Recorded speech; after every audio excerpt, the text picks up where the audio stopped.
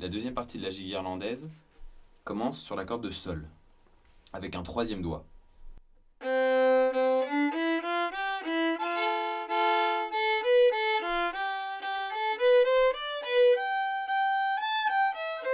On revient ensuite sur la même succession de notes.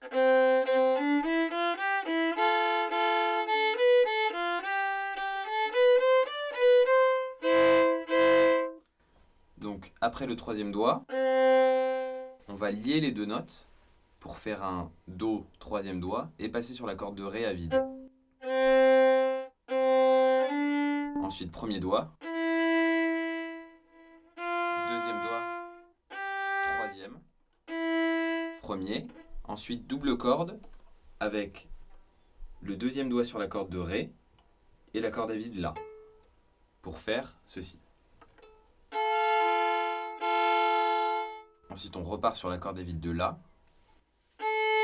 premier doigt, corde à vide, ensuite corde de Ré deuxième doigt, corde de Ré troisième doigt, et là on va lier encore une fois deux notes, le Sol donc qui correspond au troisième doigt sur la corde de Ré et le La à vide.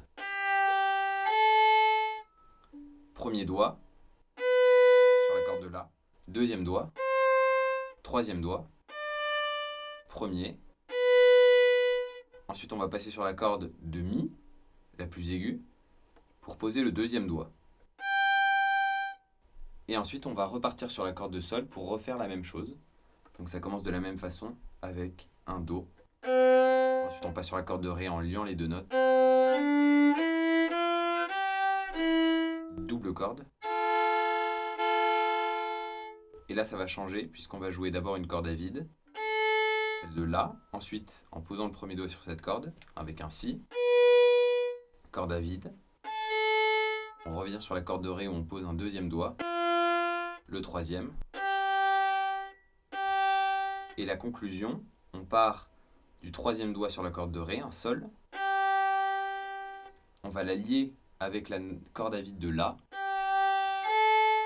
Poser le premier doigt sur cette corde, le deuxième, le troisième, le premier.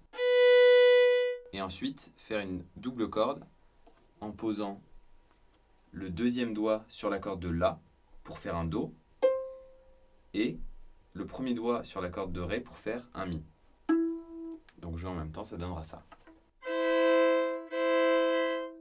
Donc première partie de la gigue irlandaise.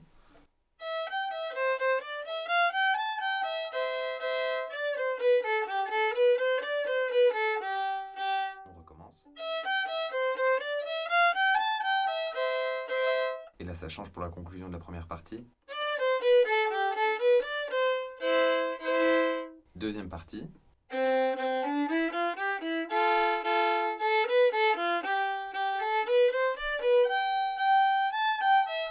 On recommence. Et là la conclusion. Et ensuite il s'agit de la jouer de plus en plus rapidement, tout en gardant le contrôle de l'archet